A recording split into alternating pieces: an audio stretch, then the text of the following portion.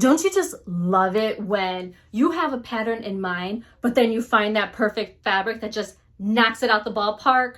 Well, that's what happened with this fabric and my Hallon dress. Let me tell you all about it.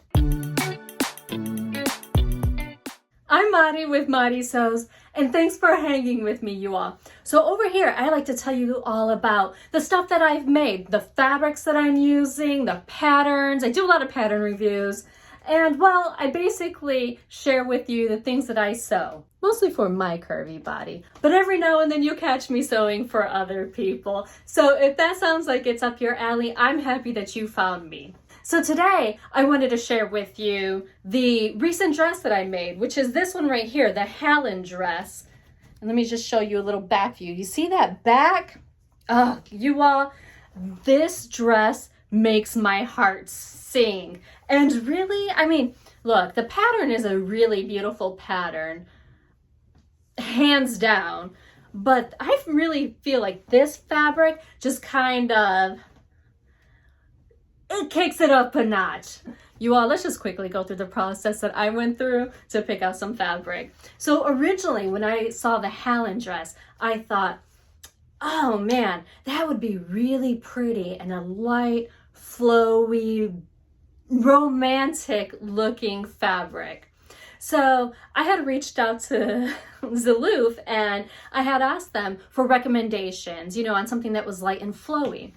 The reason why I was really asking them these questions was because sometimes when you're buying fabrics online, it's really hard to get an idea for the weight of the fabric.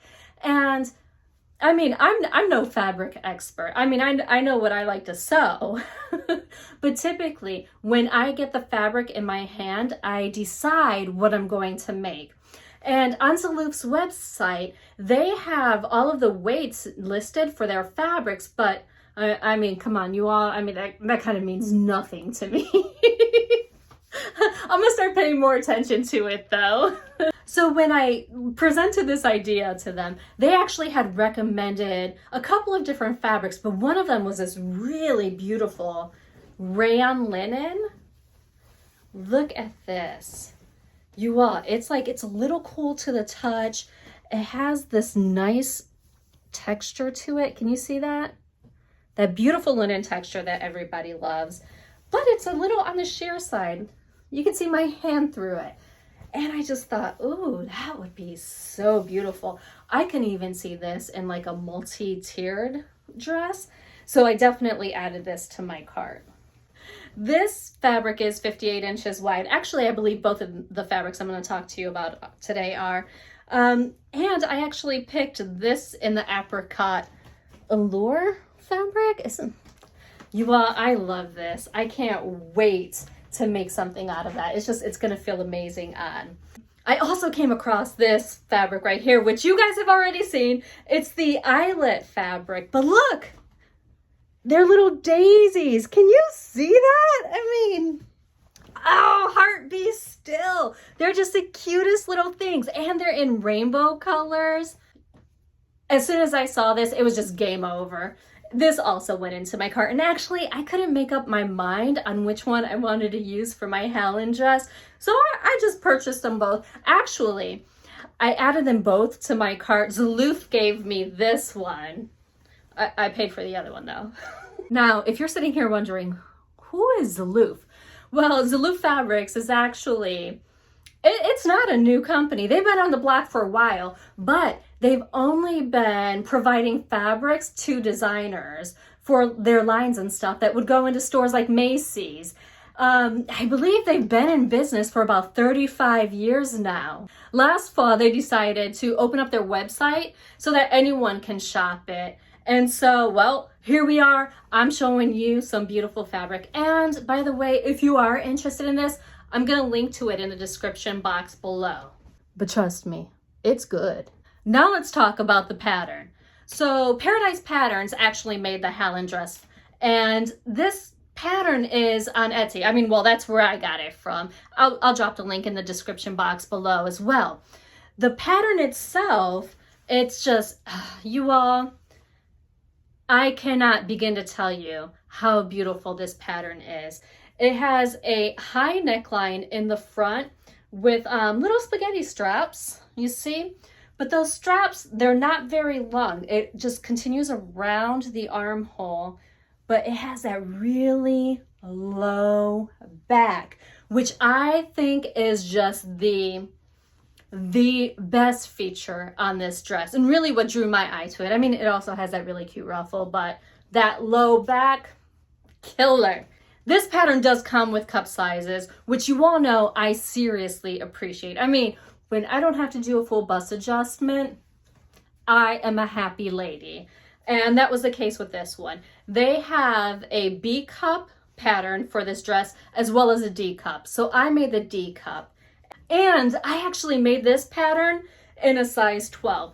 I didn't have to make any additional modifications to the width of the dress because it's so voluminous. However, I will note that this pattern is drafted for someone who's 5 feet 7 inches, which isn't me. So I'm a little on the shorty end. I'm 5'3", and in the back of my head, I kept telling myself, make sure that you remove those additional inches because it's going to make a difference, especially in the length and in this back area. Make sure that you adjust this. I actually forgot to adjust mine. After all of that reminding, I was like, oh man, I've already cut out my fabric. I didn't have any more because I used all of my fabric and I just had to go with it. So my dress is a little on the lower side, but you know what? I'm okay with where it lands. It doesn't show plumber crack, and so I am good.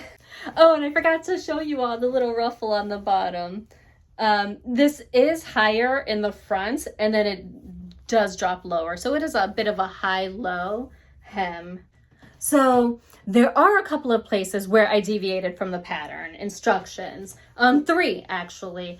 The pattern instructions actually call for you to do French seams. I mean, it's a beautiful finish with lightweight fabrics. You don't need to have a serger. I mean, it's actually, it would be really nice on this dress. However, I wasn't in the mood to do French seams, especially because I lined it. So those were 2 of the changes that I made. 1, I lined this garment, and 2, I sewed my side seams on my sewing machine, and then I serged all of the edges. The reason why I decided to line this fabric is because, I mean, you all, it's an eyelet, and it has holes. I mean, I don't know if you can see me, but I can see you. So you can see here my lining. To line this, all I did was I cut an additional front and back. I shortened it by 6.5 inches, the actual lining.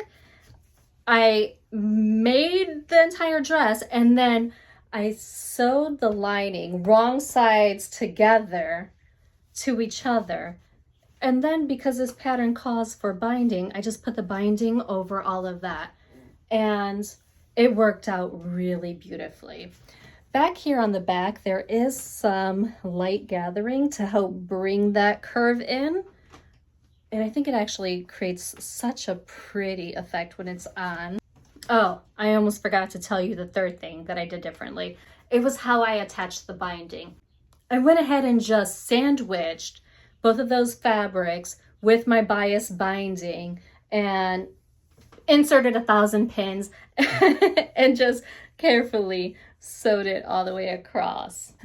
You know what's funny? My husband watches my videos, and when I made the Sirena Taina jumpsuit, the one that I wore to the beach and I felt all fabulous in and like all eyes were on me, well, he saw that and he was like, "Why are you giving me funny voices?" What you mean? You know what I mean. Like, okay, sorry. Not sorry. But then he started teasing me because we went out to a movie and dinner and I wore this thing and he was like, all eyes are on you. Everyone's looking at you. And I was like, yes, they are. I really feel amazing in this dress. So some of you all, when I had mentioned making this dress in my one of my plans videos, you all had mentioned that, you know, if you're busty, it's really hard to go without a bra. Yes, I agree. And so you know what I did? I actually went and went down like the rabbit hole of like YouTube and found a bra hack and like boob tape hack that busty people can wear. And so that's what I actually did. I ended up cutting my bra, adjusting the straps, putting on some boob tape, and it worked out so well. I can't remember off the top of my head the name of the person who did that video. So I'm just gonna pop it up here, and then you can also find the link for that bra hack in the description box below, because really you can use that with any backless garment. And I just thought it was genius. If you're not trying to cut up your bras, you might actually want to consider getting a bra that has a beautiful lacy back. So that way you can still wear your bra, but it's just, you know, kind of like another design element. And I think it would be really beautiful. I realize that every garment I make is practically my new favorite garment, but I really do love this one, especially for summer. And with that bra hack, I feel like it just makes me feel so pretty, so put together and vibrant and fun, and like I want to go outside in the sunshine and twirl 50 million times. So don't forget, all of the links to everything that I mentioned are in the description box below. And if you enjoyed this video, you may want to check out this fabric haul over here. And until next time, I sincerely hope that you find joy and have a wonderful day.